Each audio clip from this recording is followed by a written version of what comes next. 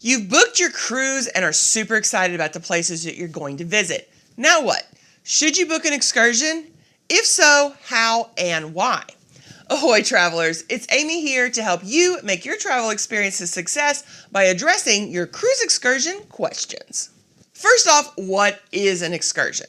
If we hit up good old Merriam-Webster, we find that it is going out on a brief pleasure trip. And I would say that's a pretty good definition.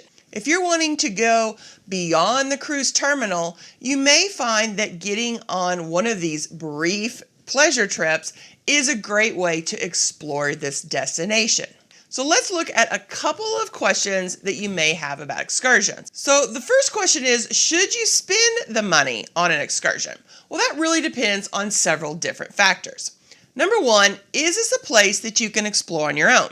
If you're visiting something like a European port city, then booking an excursion may not be really necessary. There's so many options that allow you to explore all on your own. If you're wanting to try out the tourist locales, then you could look up walking tours, map your own version, or grab a hop-on, hop-off bus. Same if you are wanting to just go out and explore and really get into the culture of the area. European cities especially are designed to get around on foot, something that those of us in the US are rarely used to. So number two, is there a specific site that you want to see or activity that you want to do? If so, you may want to book an excursion. This is especially true if you're wanting to explore a place that is far from where your ship is docked. So three, how safe is the locale that you're visiting? While cruise lines will usually avoid locations that are dangerous, they're still often heading to third world countries and places where it just isn't as safe as it is in your hometown. In these instances, it's better to stay in a group if you're wanting to go out and explore beyond the cruise terminal area. Number four, how much money can you afford to spend? Now, depending on where you're cruising to, excursions can be very expensive.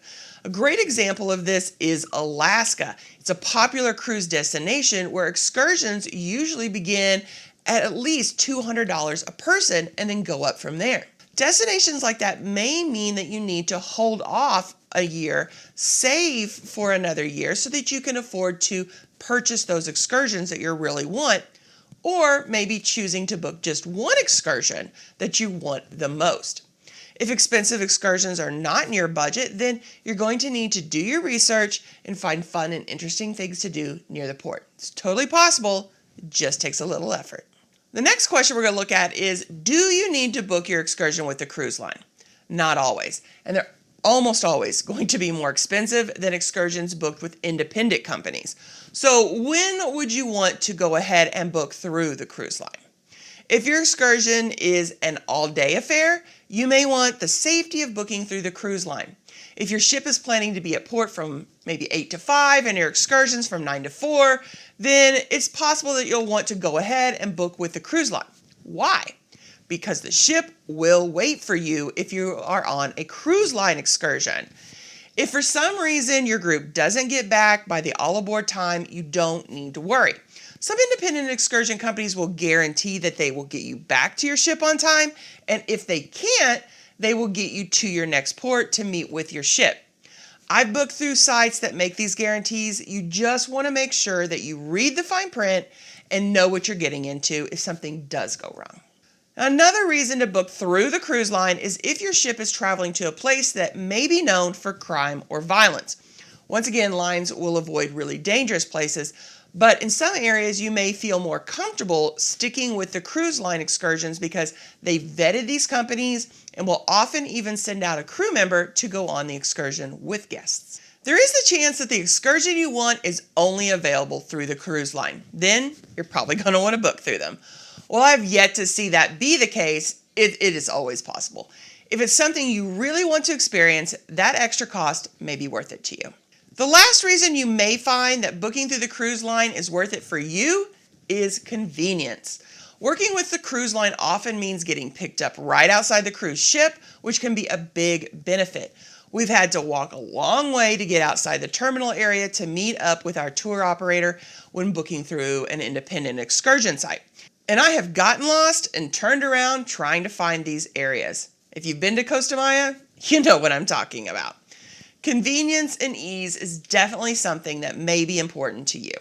Now, there are definitely times that we haven't booked excursions. Usually it's because we're visiting a port for the third or fourth time and have done all the things we really wanted to do.